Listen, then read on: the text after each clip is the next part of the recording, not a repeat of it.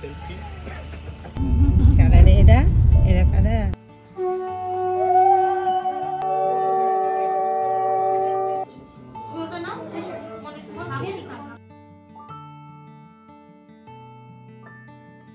High everyone, welcome back to my channel. আশা করবো তোমরা সবাই খুব ভালো আছো। আরও একটা নতুন ব্লগে তোমাদের অনেক অনেক স্বাগত জানাই। আগের ব্লগেই দেখলে যে বোনের বিয়ে হয়ে গেছে, খুব সুন্দরভাবে বিয়ে হয়েছে। আর আজকে হলো নেক্সট দিন। একটু ভোর ভোর উঠে পড়েছি, যেখানে অনুষ্ঠান হয়েছিল সেখানেই সবাই ছিলাম। তো একটু ভোর ভোর উঠে আমি নিচে নেমে এসেছি সবাইকে ওঠাবো বলে। আর দেখো সব কিছু সেই রকমই সাজানো গোছানো, কিন্তু চারিদিক যেন ওলঢাল হয়ে আছে। কালকেই সকালবেলাতে এখানে গায়ে হলুদ হচ্ছিল, সব হচ্ছিল, আর আজকে এগুলো সব ভাঙার পালা। ওইদিকে ফুলের লোকেও চলে এসছে তাদের সব জিনিসপত্র খুলে নিয়ে যেতে। ভোরবেলা উঠে কিন্তু আমরা সবাই কাজে লেগে পড়েছি। আজকে এই জায়গাটাও ছেড়ে দিতে হবে আমাদের 10টার মধ্যে। তো যা জিনিসপত্র সব একদিক থেকে গোছানো শুরু হয়েছে, ওদিকে বাড়ি যাচ্ছে। তারই মধ্যে আমরাও বাড়ি এলাম বোনকে আর জামাইকে সঙ্গে নিয়ে। তো এখানে বরণ হবে, আবার আশীর্বাদ হবে, তারপর ওরা খাওয়া দাওয়া করে ওই বাড়ি যাবে, মানে শ্বশুর বাড়ি যাবে।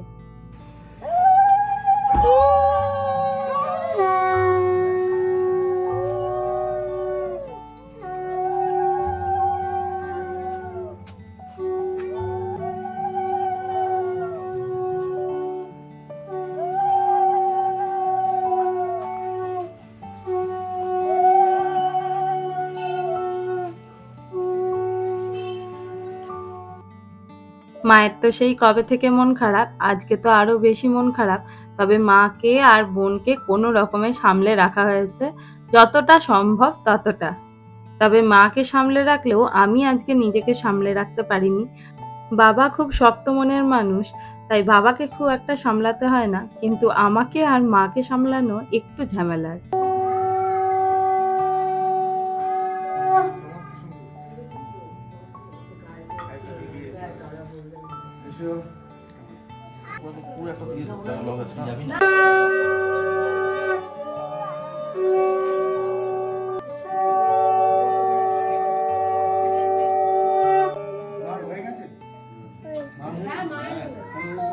করছে নে আজকে নে দিচ্ছে, আজকে করছে, তবে সম্মান দিচ্ছে আজকে আজকে নে।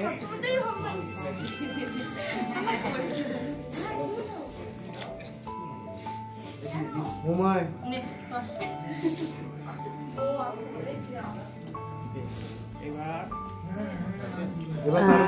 12টার মধ্যে একটা ভালো সময় আছে ওদেরকে পাঠানোর, তার জন্যই এত তাড়াহুড়ো করা। তো একদম আশীর্বাদ হয়ে যাওয়ার পরেই ওদেরকে খেতে দিয়ে দেওয়া হয়েছে।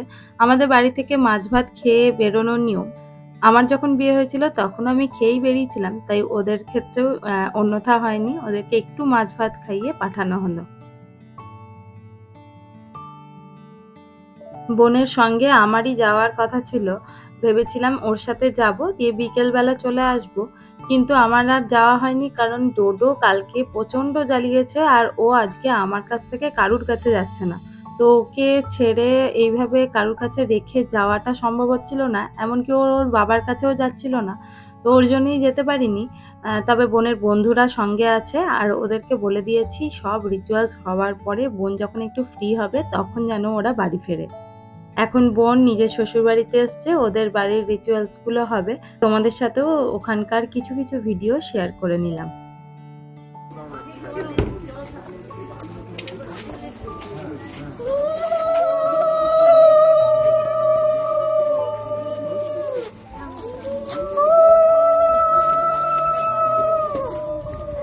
বোনের ভাসুর গাড়ি থেকে নামিয়ে তাদের হাত ধরে ঘরে ঢোকালো।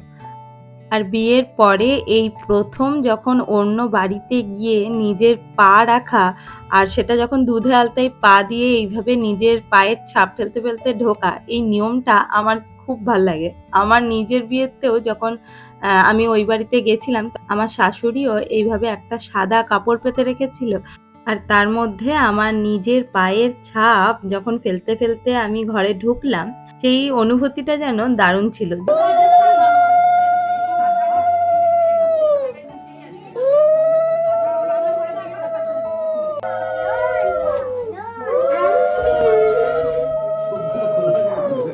এখন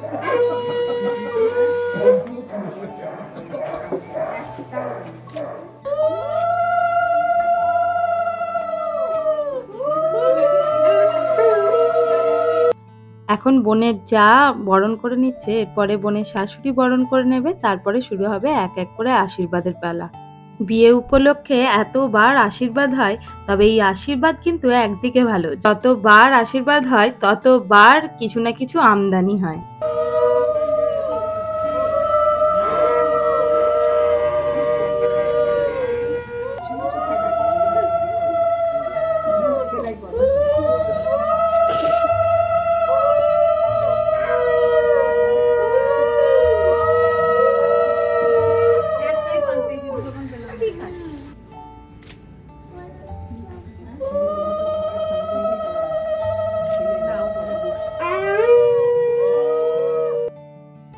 তো চলো এই ভিডিওটা এখানেই শেষ করছি। ওদের রিচুয়ালস তো চলতেই থাকবে, আর এগুলো আর আমার কাছে কোনো ফুটেজ নেই যে তোমাদের সাথে শেয়ার করব। এই ছোট্ট ভিডিওটা আশা করব তোমরা এনজয় করেছো। যদি ভালো লেগে থাকে লাইক, শেয়ার আর কমেন্ট করতে ভুলো না। আর যারা নতুন দেখছো সাবস্ক্রাইব করতে ভুলো না। দেখা হচ্ছে খুব তাড়াতাড়ি অন্য একটা ব্লগে। ততক্ষণ খুব ভালো থেকো আর সাবধানে থেকো। টাটা।